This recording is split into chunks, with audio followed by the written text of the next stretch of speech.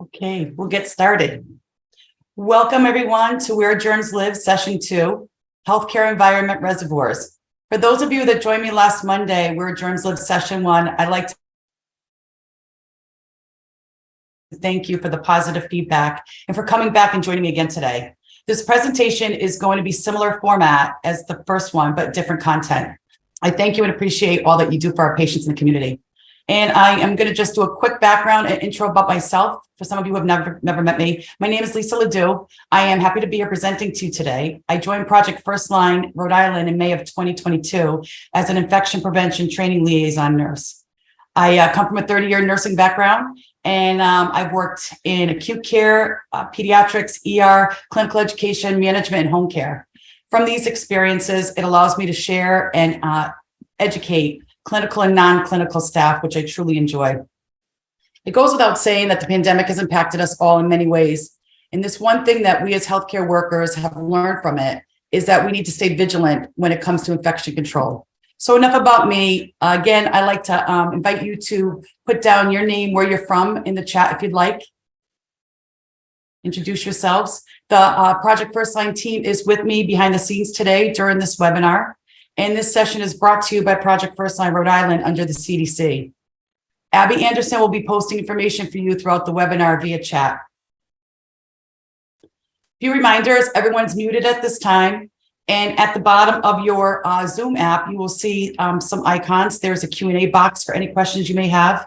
If you want to put them in there, we can address them at the end of at the Q&A session at the end. There's a raise hand icon. And if you choose that, we'll unmute you so you can speak. And if you just like to put your email or just say hello in the chat box, and you can be put on our upcoming distribution list for upcoming seminars. So we will now begin the training session 2, Where Germs Live, Healthcare Environmental Reservoirs. In the agenda for today's presentation, we're going to review learning objectives and the 4 healthcare environment reservoirs. We're going to end the training with key takeaways, and I will have a few announcements to share. And after the Q&A, we're going to have an end of session feedback. The learning objectives, after the session, you're going to be able to describe the 4 environmental reservoirs where germs live that are important for infection control in healthcare. Explain how germs can be spread from each body reservoir and how they can cause harm. Germs are everywhere, including on surfaces and things in the healthcare environment. Recognizing where these germs live, which are called reservoirs, in the healthcare environment and how they can spread, what we refer to as pathways, they're going to help you take the right infection control measures to protect your patients, yourself, and your coworkers. No matter what your professional roles are, everyone can take action to address infection risks. So the common reservoirs we're going to review today are water and wet surfaces, dry surfaces, dirt and dust, and devices. And here's a slide. This slide is a breakdown of key points. And as I discuss the 4 different reservoirs, I'm going to address each key point in regards to that reservoir. The first 3 key facts, special considerations, and common germs, they're pretty much self-explanatory. But we're going to dig into a little deeper on the 4th one, the pathways of infection. There are 4 pathways or primary modes of transmission in healthcare. The first one is touch. It usually involves the skin, especially the hands. It can be a handshake. It can be touching a cell phone, any objects, a door handle, a medical device. The second pathway are sprays and splashes. These can be found from blood or body fluids or even from water in the sink. The germs in those splashes and sprays can get into our mucous membranes, our eyes, our nose, our mouth, or even a break in our skin and cause infection. The fourth is breaking down. The third is breathed in. It's exactly what that means, breathing in germs. If you're close to somebody, that's another way that you can, another pathway for germs to spread. And then the 4th pathway is breaking down the body's own immune system, their own defenses. This is not a new concept, but new wording. These infections could potentially be complications from a medical intervention. So that really means that it could happen from any intervention that we provide for our patients, but it could also cause an infection at the same time. It could be due to a failed aseptic technique, inserting an IV, bringing germs into the open skin, or if a patient becomes infected because a healthcare provider failed to wash their hands after touching a patient prior. The fifth key point are common healthcare actions. This follows right behind in conjunction with the last pathway. These are common tasks or clinical care that healthcare workers perform that involve body reservoirs. Some of these actions or interventions can predispose the patient or the healthcare worker to infection. And of course, none of us intentionally want to harm our patients, but unfortunately, it could unintentionally happen if we don't use proper technique or if we don't use proper source control. And the last key point, infection control actions. These are actions that we can do as healthcare workers to prevent the spread of infection. How can I protect myself and my patient? So the first environmental reservoir we're going to review is water and wet surfaces. Some examples: sinks and faucets, drains, ice machines, therapy pools. Water exposures in healthcare settings and during healthcare delivery can place patients at risk for infection with water-related organisms, and it could potentially lead to healthcare-associated infections. Tap water is safe to drink, but it's not sterile. It could have some germs in it. Most of the time, the germs in tap water usually won't cause problems in healthy people, but it can cause serious illness in patients who have weak immune systems. And as we just went over, water is used in many different ways in healthcare. Because most water and wet surfaces aren't sterile, it can be a good place for germs to grow. Germs in water can spread to surfaces and people and cause harm. If medical instruments and equipment, such as any medical device or even a central line, gets wet, the bacteria can grow. And then when those devices are used, the bacteria can then get into a patient's body or blood and cause infection.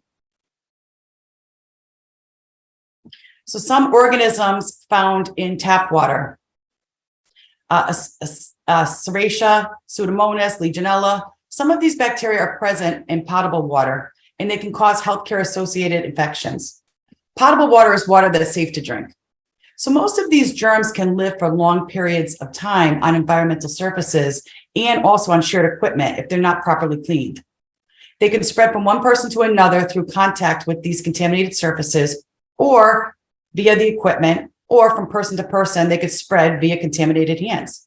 These bacteria cause infections in the blood, the urinary tract, lungs, or in wounds. And it could also colonize or live in a patient without causing infections or symptoms. So it could stay in our sputum or open wounds. And unfortunately, some of these germs are resistant to many antibiotics, which make them difficult to treat. Germs can spread by water in ways: by touch, when you get germs from water on your hands, or when medical instruments get wet and can grow germs that can spread to patients. Germs can also spread by splashes and sprays, not just into your eyes, nose, and mouth, but also onto your skin or the equipment. Breathed in is another way germs can spread by water. When water gets into the air as very small droplets, it can be breathed in and carry germs to the lungs. And another pathway is ingestion of water, such as having contaminated ice chips.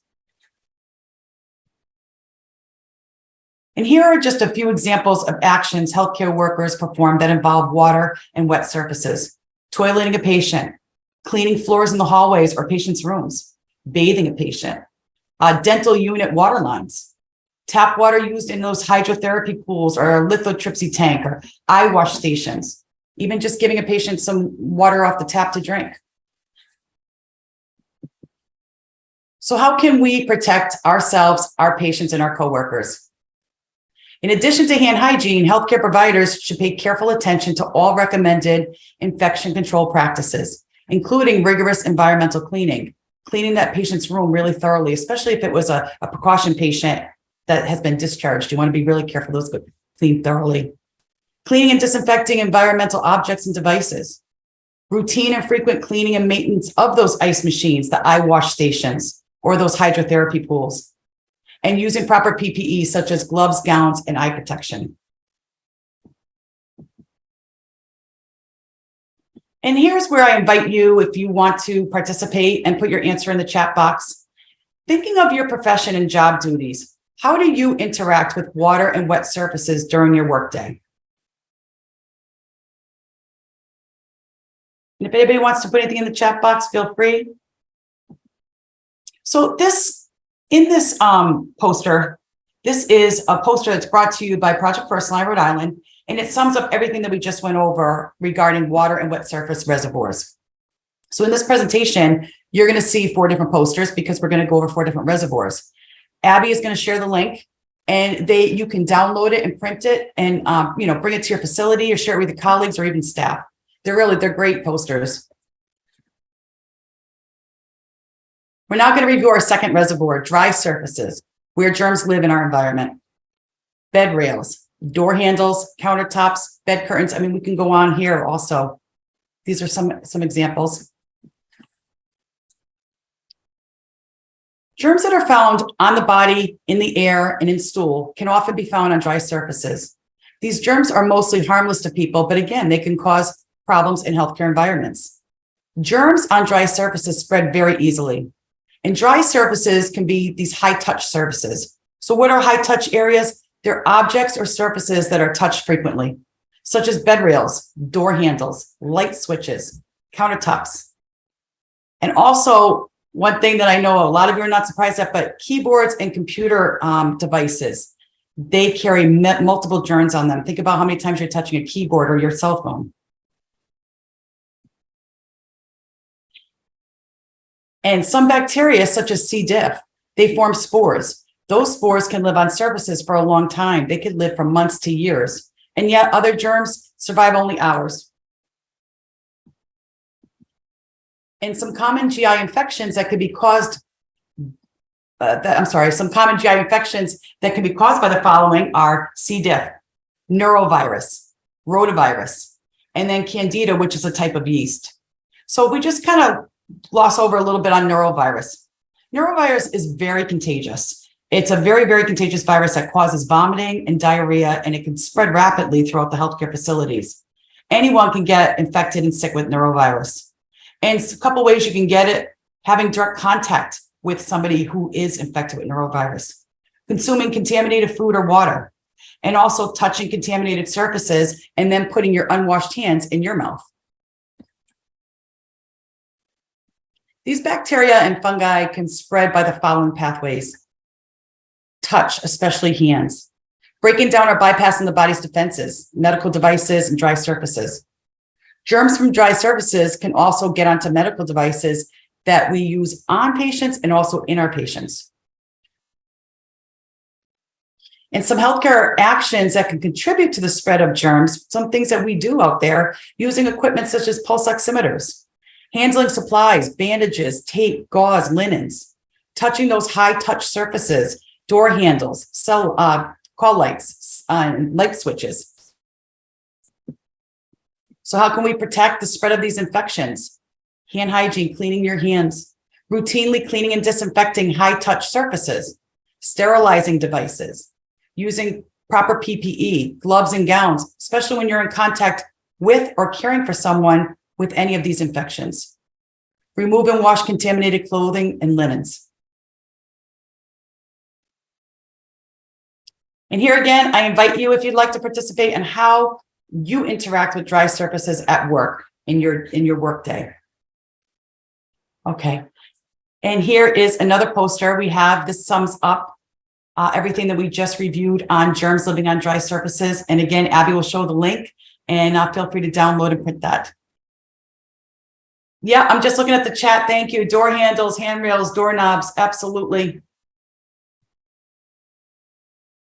Call lights. Thank you. Desk keyboards. Yes. And like I said, our cell phones too. Think about how many times you touch those.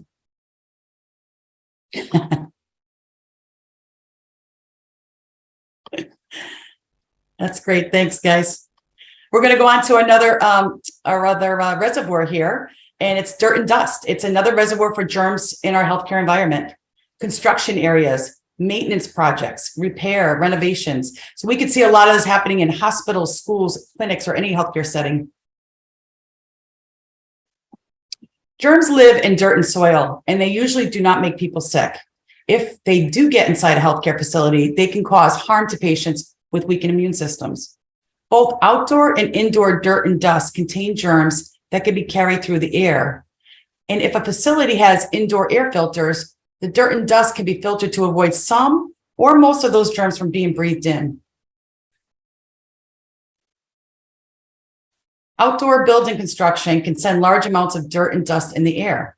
This dirt and dust can make it through a building's filter and then into a patient's room, let's say. Smaller construction and maintenance projects that they do within the hospital setting or any healthcare setting is maybe taking parts of a wall down, removing ceiling tiles, or renovating a room. They can create dust that can send germs through the air to be breathed in. And a couple germs here, and actually fungi, Aspergillus or Cryptococcus are some examples. Aspergillus is a common mold. It's a type of fungus that lives indoors and outdoors. Aspergillosis is a non-contagious infection caused by this Aspergillus fungi.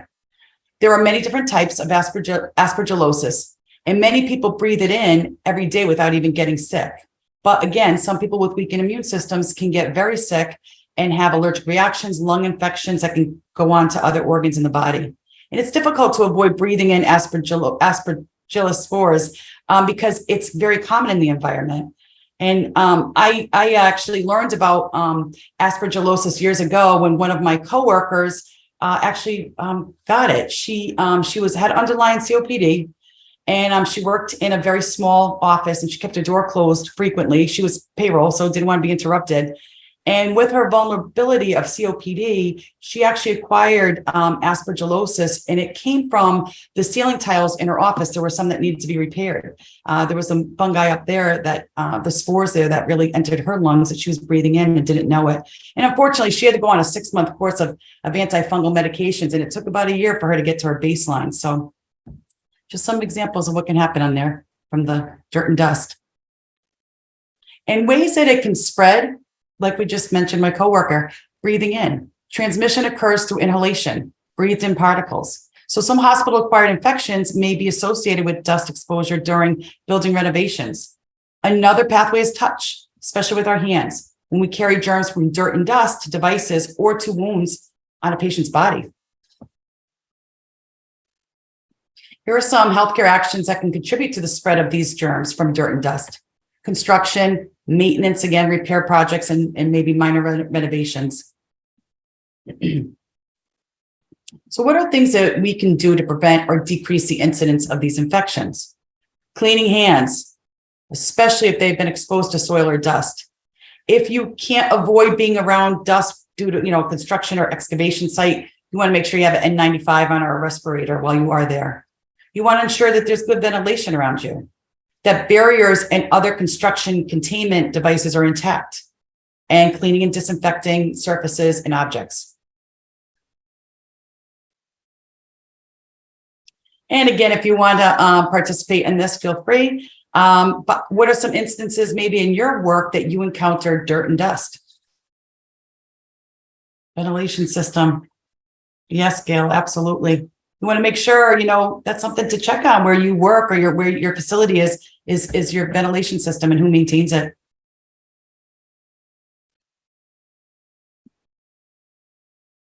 So here's our third poster that we just reviewed, all on germs that live in dirt and dust. The last environmental reservoir we're going to review today are devices. So there's a few on this slide right here, but you all can think of so many more equipment that we use. The devices that we touch every day in our jobs. Stethoscopes, blood pressure cuffs, endoscopes. So again, these could be used in or on the body, remember. Ultrasound machines, dental equipment, wheelchairs. And again, the list can go on and on.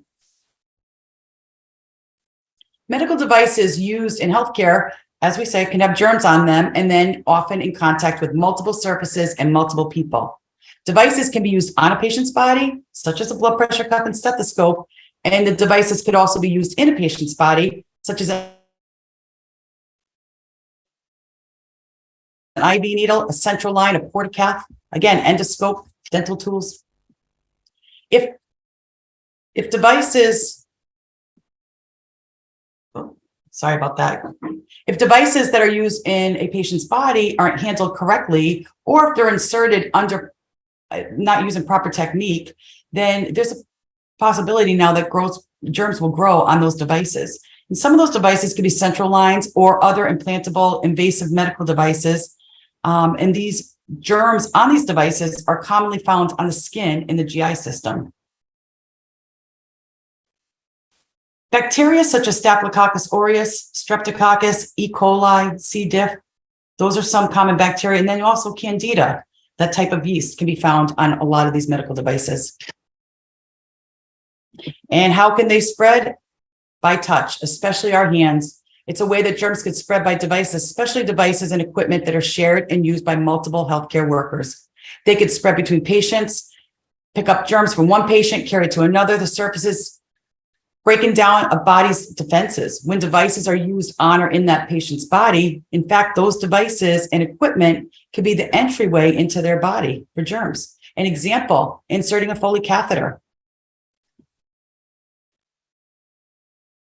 Some other actions that healthcare workers perform that can spread these infections, surgeries or procedures, colonoscopies, endoscopies.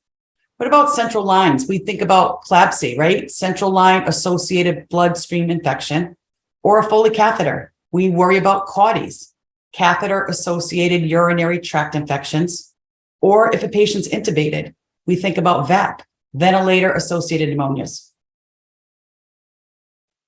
So what are some things that we're going to do now to protect our patients and ourselves? Cleaning our hands, sterilizing high-risk devices, using proper PPE, and cleaning and disinfecting objects, devices, surfaces.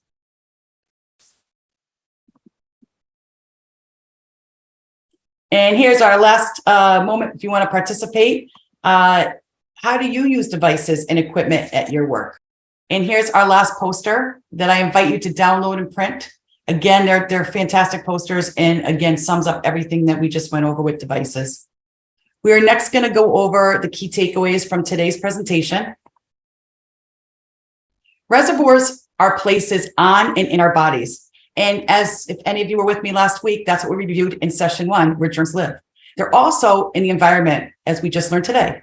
Germs frequently spread between and among these reservoirs. 4 reservoirs in the healthcare environment that are important for infection control are water and wet surfaces, dry surfaces, dirt and dust, and devices. Recognizing where these germs live is the first step in understanding how to stop their spread and protect our patients. So before we move on to our Q&A, there's just a few announcements I'd like to go over with you.